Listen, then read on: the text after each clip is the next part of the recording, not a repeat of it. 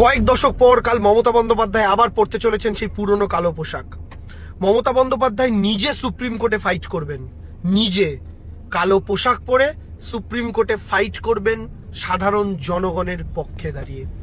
SIR এর logical ডিসক্রিপেন্সির নামে সাধারণ মানুষের হয়রানি, কোটি কোটি মানুষকে নোটিশ পাঠিয়ে লাইনে দাঁড় করানো, শুভেন্দু অধিকারী এবং বিজেপির চক্রান্তে গুজরাটে বসে স্বাধীনতা সংগ্রাম এনে দেওয়া বাঙালির কাছে তার মাটির অধিকার নিয়ে প্রশ্ন তুলে দেওয়া বিজেপির বিরুদ্ধে, নির্বাচন কমিশনের বিরুদ্ধে, বিজেপির নির্দেশে চলা নির্বাচন কমিশনারের বিরুদ্ধে, কাল স্বয়ং এই এসআইআর প্রসেসের বিরুদ্ধে, এসআইআর প্রসেসের যে ভয়ানক দিকগুলি যেগুলি সাধারণ মানুষকে বিপদের সম্মুখীন করে তুলেছে, সেই সব কিছুর বিরুদ্ধে কাল মমতা বন্দ্যোপাধ্যায়, কাল অর্থাৎ তারিখটা মনে করে রাখুন 4 ফেব্রুয়ারি বুধবার, স্বয়ং মমতা বন্দ্যোপাধ্যায় নিজে সুপ্রিম কোর্টে মামলা লড়বেন। তাই কালকে আমরা প্রত্যেকে লাইভ লতে যেমন চোখ রাখবো, তেমন ইউটিউবে যেখানে এই লাইভ স্ট্রিমিং চলে সেটাতে আমরা প্রত্যেকে চোখ রাখবো। ভাবুন, ভারতবর্ষের মধ্যে একমাত্র বিরোধী নেত্রী বিজেপির বিরুদ্ধে, এত বড় বড় দল আছে, তারা কত বড় বড় কথা বলে, কিন্তু বিজেপির বিরুদ্ধে লড়াইটাকে রাস্তা থেকে শুরু করে পার্লামেন্ট, অ্যাসেম্বলি থেকে শুরু করে সুপ্রিম কোর্ট অব্দি নিয়ে যেতে পারেন একমাত্র মমতা বন্দ্যোপাধ্যায়। গতকাল তো দেখেছিলেন কি ম্যাজিকটাই না হয়েছিল। মমতা বন্দ্যোপাধ্যায় দিল্লির বুকে গেছেন, অমিত শাহের পুলিশরা দিদি পা রাখা মাত্র পাই পাই করে পালাতে শুরু করেছেন। এই ওরা ভারতবর্ষের কোন বিরোধী নেতার আছে বলুন তো? 29টা আসন পাওয়া একটা রাজনৈতিক দলকে 240টা আসন পাওয়া একটা রাজনৈতিক দল ভয় পাচ্ছে, তাকে দেখে পালাচ্ছে।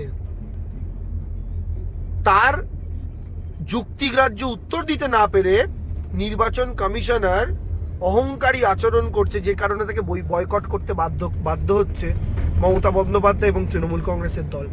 আসলে এটাই বর্তমান ভারতবর্ষে বিজেপির বিরুদ্ধে লড়াই করার one and only policy. Tooth and nail battle করতে হবে বিজেপির বিরুদ্ধে। বিজেপির বিরুদ্ধে সর্বাত্মক লড়াই করতে হবে, 1 ইঞ্চি জমি ছাড়া যাবে না। কারণ আমি আবার বলছি, বিজেপির শত্রু বাঙালি, কারণ বাঙালি ছিল ব্রিটিশের শত্রু, আর সেই সময় ব্রিটিশদের বন্ধু ছিল বিজেপির পূর্বসূরীরা।